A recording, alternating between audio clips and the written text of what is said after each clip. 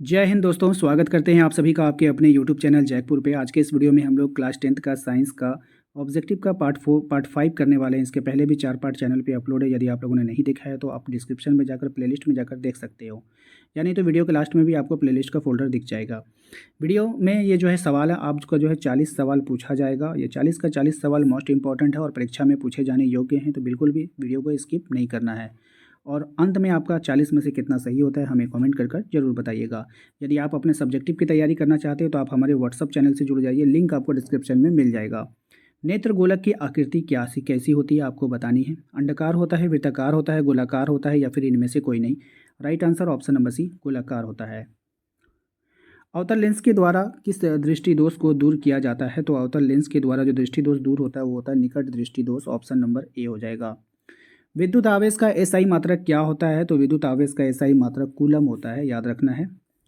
एक गोलीय दर्पण की वक्रता त्रिज्या सेंटीमीटर है, इसकी फोकस दूरी क्या होगी? तो इसकी जो फोकस दूरी आपको बतानी है।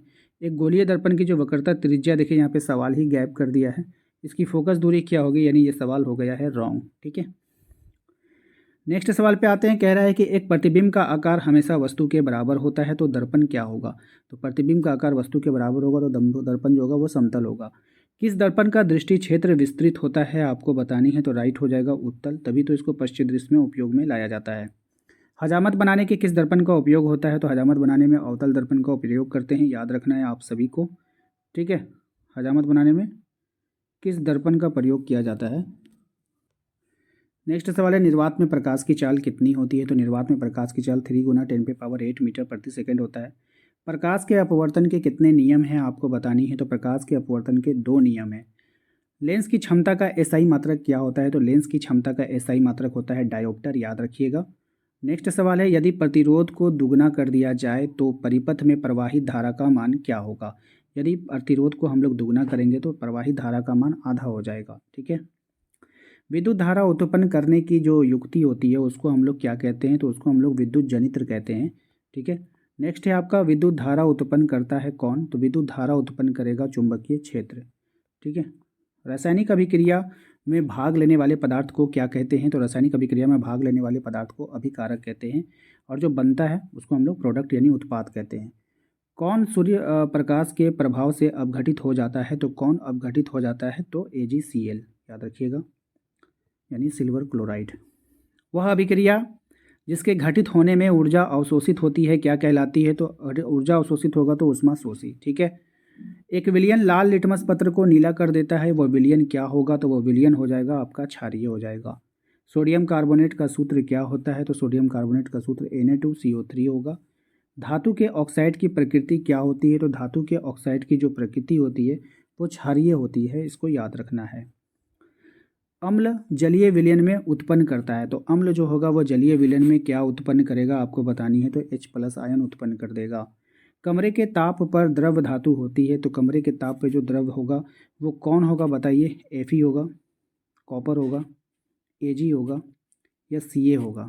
तो देखिए, सबसे पहले तो ये लोहा, ये द्रव अवस्था में नहीं होगा। कॉपर द्रव अवस्था में नहीं होगा। सिल्वर द्रव अवस्था में नहीं होगा। कैल्शियम द्रव अवस्था में नहीं होगा। तो ये सारा का सारा ऑप्शन क्या हो गया? रॉन्ग हो गया ना। तो कमरे के ताप पर द्रव अवस्था में कौन पाया जाता है? अगर धातु रहता तो पारा, और अधातु रहता तो कमेंट बॉक्स में टाइप कर दीजिए उसका नाम। चाकू से काटा जा सकता है कौन सा धातु आपको बताना है? तो वो काटा जा सकता है लिथियम, सोडियम, पोटेशियम, इनमें से सभी।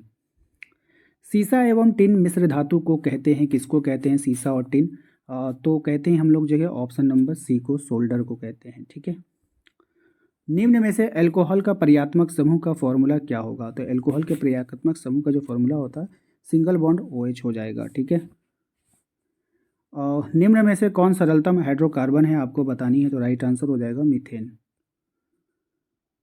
अगला सवाल देखिए, कह रहा है आधुनिक आवर्त सारणी में आवर्त की जो संख्या कितनी है आपको बतानी है? तो राइट आंसर हो जाएगा 7। एक कोशिकीय जंतु है आपको बतानी है, तो कौन होगा? तो एक कोशिकीय जंतु जो हो जाएगा आपका ऑप्शन नंबर बी, अमीबा हो जाएगा। मनुष्य मुख गुहा में कितने जोड़े लार ग्रंथि पाई जाती है? तो ये पाई जाती है आपका ऑप्शन नंबर सी, 3। कोशिका का पावर हाउस किसे कहते हैं? तो माइटोकॉन्ड्रिया को कहा जाता है, याद रखना है। एस्ट्रोजन स्रावित होता है किसके द्वारा? तो एस्ट्रोजन स्रावित होता है आपका अंडाशय के द्वारा। मस्तिष्क उत्तरदायी किसके लिए है?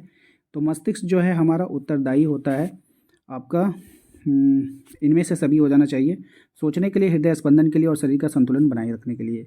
हैड्रा में प्रजनन किस विधि के द्वारा होता है? तो हैड्रा में जो प्रजनन होता है वो मुकुलन विधि के द्वारा होता है, याद रखना है। डीएनए कहाँ पाया जाता है? तो डीएनए आपका जो पाया जाएगा वो पाया जाएगा आपका इनमें से सभी में, ठीक है। अगला सवाल है, जीन शब्द किसने प्रस्तुत किया था? तो जीन शब्द को प्रस्तुत किया था ऑप्शन नंबर सी जॉन हांसन होगा, ठीक है, जॉनसन नहीं होता है। नेक्स्ट है आपका, ठीक है ना, जीन शब्द को प्रतिपादित किया था जॉन हांसन ने, ठीक है। नेक्स्ट देखिए, क्या अनुवांशिकी शब्द का प्रतिपादन सर्वप्रथम किसने किया था? तो अनुवांशिकी शब्द का जो प्रतिपादन किया था वो किया था, बताइए, इसका हो जाएगा विलियम बेटसन। यहाँ बेटसन लिख दिया, बेटसन होता है, ठीक है, बेटसन बे से होता है, ठीक है, बेटसन, विलियम बेटसन ने किया था, ठीक है, अनुवांशिकी शब्द का प्रतिपादन किया था। ऊर्जा का प्रमुख स्रोत क्या है आपको बतानी है। ऊर्जा का जो प्रमुख स्रोत होगा वो हो जाएगा आपका प्रकाश। विश्व पर्यावरण दिवस कब मनाते हैं? विश्व पर्यावरण दिवस 5 जून को मनाते हैं, ठीक है। डेंगू उत्पन्न करने वाले मच्छर जो होते हैं वो किस तरह के जल में रहता है? तो डेंगू उत्पन्न करने वाले जो मच्छर होते हैं वो साफ जल में रहते हैं। निम्नलिखित में से नवीकरणीय संसाधन कौन से हैं? तो निम्नलिखित में से जो नवीकरणीय संसाधन है वो हो जाएगा आपका ऑप्शन नंबर सी 1 हो जाएगा ना। नेक्स्ट है आपका, वन्य प्राणियों के विलुप्त होने का मुख्य कारण क्या है?